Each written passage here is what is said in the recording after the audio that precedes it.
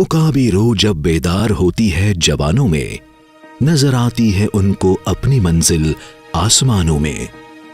मशहूर शायर अल्लामा इकबाल की यह पंक्तियां इस शख्सियत पर फिट बैठती हैं। इस व्यक्ति ने जीवन में कई संघर्षों का सामना किया है, तब जाकर अब हमें उनकी सफलता नजर आ रही है।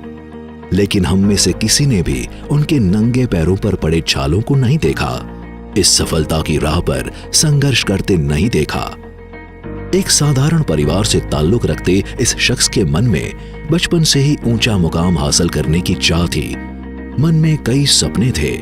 उन सपनों को पूरा करने के लिए यह शख्स आज भी जी जान से लगातार मेहनत करता नजर आ रहा है। दुनिया में उच्च मुकाम पर पहुंचने वाले व महान लोगों की बायोग्राफी पढ़कर हम प्रेरणा हासिल करते हैं, लेकिन हमारे बीच भी एक ऐसा व्यक्तित्व मौजूद है जिसके चलते हमारा सीना गौरव से फूल जाता है। उनके जीवन से प्रेरणा लेने के लिए हमारे पास बहुत कुछ है। यह शख्स आज युवाओं के लिए बिजनेस आइकॉन बन गया है, समाज का रहबर बन गया है, शिक्षा गुरु बन गया है, वह बेसहारा का सहारा बन गया है, सच्चा समाज सेवक बन गया है, लोगों का हमराह बन गया है। हमें गौरवान्वित करता यह शख्स हमारे बीच ही खड़ा है। इस शख्सियत का नाम है फारूक गुलाम पटेल।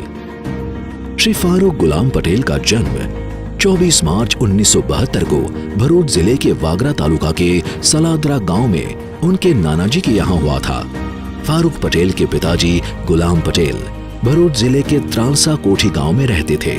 पिता गुलाम पटेल गुजरात स्टेट ट्रांसपोर्ट संचालित झगड़िया डिपो में बस कंडक्टर के पद पर कार्यरत थे। वर्ष 1974 में जब फारूक पटेल की आयु 2 साल की थी, तब उनके पिता गुलाम पटेल का तबादला सूरत अडाजन सिटी डिपो में किया गया।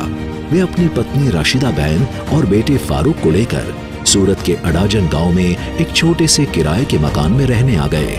बस कंडक्टर के रूप में पिता गुलाम भाई की प्रति माह सिर्फ 700 रुपए की आय थी, इसलिए उन्होंने फारूक पटेल को सूरत म्युनिसिपल कॉरपोरेशन संचालित भंडारी मोहल्ला कनबी वार्ड स्थित एक सरकारी स्कूल में भर्ती कराया। पहले से ही काफी इंटेलिजेंट फारूक पटेल की अच्छी पढ़ाई के चलते स्कूल शिक्षिका शांताबहन ने उनकी माताजी रशीदा बहन को किसी अच्छे स्कूल में एडमिशन लेने के लिए सलाह दी। माताजी ने फारूक को 5वीं कक्षा से श्रीमती वीडी देसाई बाड़ीवाला स्कूल में भर्ती कराया। यहाँ फारूक ने 12वीं कक्षा तक पढ़ाई की। परिवार की मदद करने के इरादे से फारूक पटेल ने जल्द ही कुछ कामकाज करने का मन बनाया और 12वीं कक्षा के बाद तुरंत एक्सपोर्ट इंपोर्ट का काम सीखने के लिए मुंबई अप डाउन करने लगे। इस बीच उन्होंने परिवार का गुजारा चलाने के लिए एक चश्मे की दुकान में भी काम किया। हालांकि उन्हें नौकरी से लगाव नहीं था, वह कैसे भी करके बिजनेस में हाथ आजमाना चाहते थे। इसलिए उन्होंने सूरत के विश्वविख्यात कपड़ा उद्योग में हाथ आजमाने का फैसला किया और प्रशिक्षण लेने के लिए सूरत के हाफिज ब्रदर्स में काम करना शुरू किया। फारूक पटेल ने महसूस किया कि जीवन में आगे बढ़ने के लिए डिग्री के साथ साथ प्रशिक्षण भी जरूरी है। वर्ष 1990 में उन्होंने मंत्रा यानी कि man made textile research association में अभ्यास करना शुरू किया। बाद में 18 साल की छोटी सी आयु में अडाजन पाटिया स्थित फैजल टावर में किराए पर एक दुकान लेकर ड्रेस मटेरियल का काम शुरू किया। फारूक पटेल के दिलो दिमाग में पहले से ही एक बिजनेसमैन बनने का मंसूबा था। उन्हें छोटे व्यवसायों में कोई दिलचस्पी नहीं थी। उन्होंने अपने माता पिता को संघर्ष करते देखा था। उनके मन में हमेशा कुछ बड़ा करने की ललक रहती थी। वही जद्दोजहद के बीच वह 1991 में इंग्लैंड गए ताकि अधिक पैसा कमाकर परिवार की मदद कर सके। वहां पिज्जा हट में काम शुरू किया और कुछ ही दिनों में टीम लीडर की भूमिका में पहुंच गए। हालांकि उस संघर्ष के बाद उन्होंने सोचा कि इस तरह बड़ी सफलता नहीं मिल सकती। इंग्लैंड में मैं अपना और अपने परिवार का भरण पोषण कर सकता हूँ, लेकिन अपने सपनों को पूरा नहीं कर सकता, अपने देश के लिए कुछ नहीं कर सकता। इसलिए वह वर्ष 1993 में सूरत लौट आए और कार्टिंग का व्यवसाय शुरू किया। सूरत हजीरा से भरूच तक की कंपनियों को माल सप्लाई किया। विभिन्न कंपनियों के निर्माण कार्य के भी कॉन्ट्रैक्ट लेने लगे, लेकिन मन कुछ नया और बड़ा करने के लिए विचलित था। इसलिए 6-8 महीने के बाद कार्टिंग का बिजनेस भी उन्होंने बंद कर दिया।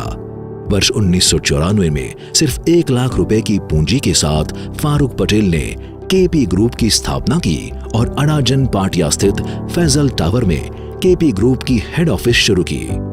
केपी ग्रुप अंतर्गत केपी बिल्डकॉन प्राइवेट लिमिटेड नाम की पहली कंपनी की रचना की गई और अपने काम का विस्तार करना शुरू किया। हमेशा गति, समर्पण, प्रतिबद्धता व निष्ठा में विश्वास करते फारूक पटेल ने 1994 में दूरसंचार क्षेत्र में प्रवेश किया। मोबाइल फोन के प्रारंभिक दौर की रफ्तार को देखते हुए उन्होंने मोबाइल टावर निर्माण का ठेका लेना शुरू किया और करीबी दोस्तों और रिश्तेदारों की एक टीम बनाकर सूरत से आगे बढ़ते हुए गुजरात समेत 16 राज्यों में मोबाइल टावर निर्माण के लिए राउंड द क्लॉक काम किया। इस बीच उन्होंने मोबाइल टावरों के फैब्रिकेशन के लिए बड़ोदरा जिले के पादरा तालुका स्थित डभासा गांव में एक फैब्रिकेशन फैक्ट्री भी खरीद ली। मोबाइल टावर के इंस्टॉलेशन का काम फारूक भाई ने 13 साल तक किया।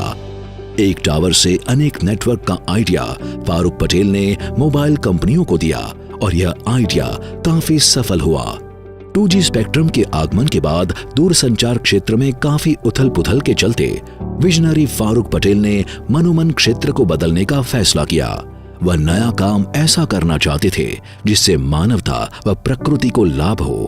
काफी विचार मंथन और अध्ययन के बाद उन्होंने रिन्यूएबल एनर्जी क्षेत्र में एंट्री करने का निर्णय लिया। यह वो समय था जब किसी को सौर ऊर्जा और पवन ऊर्जा का विशेष ज्ञान नहीं था, दिलचस्पी भी नहीं थी। उस समय फारूक पटेल ने पहली बार वर्ष 2008 में सोलर पावर क्षेत्र में प्रवेश किया और KPI global infrastructure limited company बनाई, जो अब केपीआई ग्रीन एनर्जी लिमिटेड के नाम से जानी जाती है। उसके 2 साल बाद वर्ष 2010 में केपी एनर्जी लिमिटेड के नाम से कंपनी बनाई और विंड पावर सेक्टर में कदम रखा। भरूच जिले के सुड़ी गांव में सोलर पार्क बनाने के लिए 220 एकड़ जमीन ली। हालांकि उस समय पर्याप्त पैसा नहीं होने के बावजूद उन्होंने अपनी साधन क्षमता का उपयोग करते हुए उद्योग शुरू किया। जिस जमीन पर सोलर पार्क बनाया जाना था, उस जमीन पर प्लॉटिंग स्कीम लागू कर एक नई तरकीब से बिजनेस शुरू किया। हमेशा होता है वैसे ही उस वक्त इस आइडिया पर लोगों ने उनका मजाक उड़ाया, लेकिन फारूक पटेल विचलित हुए बिना आगे बढ़ते रहे। परिणाम स्वरूप आज KPI green energy limited national stock exchange व बॉम्बे स्टॉक एक्सचेंज पर लिस्टेड कंपनी है। कंपनी की प्रोफाइल में हजारों एकड़ लैंड बैंक है, विविध साइट्स पर विशाल सोलर पार्क्स हैं। सोलर क्षेत्र में आगे बढ़ने का सिलसिला लगातार जारी है। जबकि विंड एनर्जी में काम करती व बॉम्बे स्टॉक एक्सचेंज में लिस्टेड केपी एनर्जी के पास भी एक मजबूत पोर्टफोलियो है। भावनगर के महुआ, मातलपर व पोरबंदर, द्वारका, कच्छ समेत ईपीसी के तहत विंड मिल का विस्तार किया। यह काम लगातार जारी है।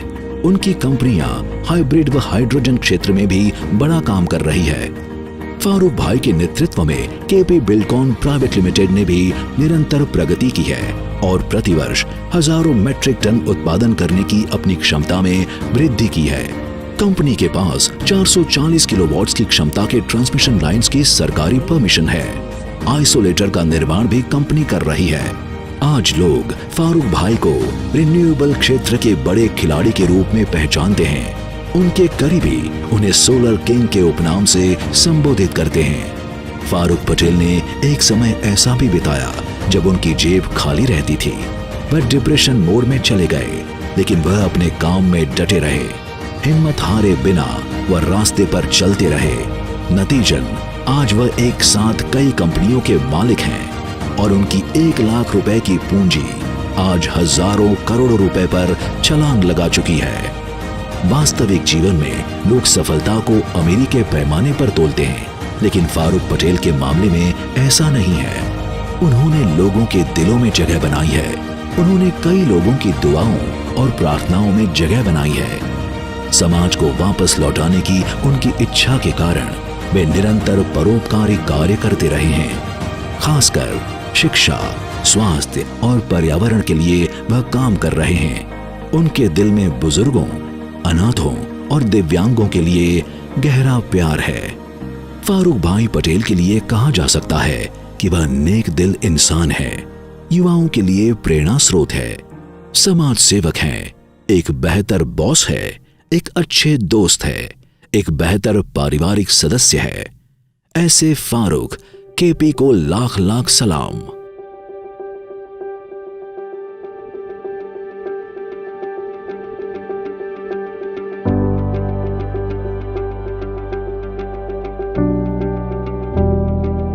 अभी न पूछो हमसे मंजिल कहाँ है, अभी तो हमने चलने का इरादा किया है। न हारे हैं न हारेंगे कभी, किसी और से नहीं खुद से ये वादा किया है।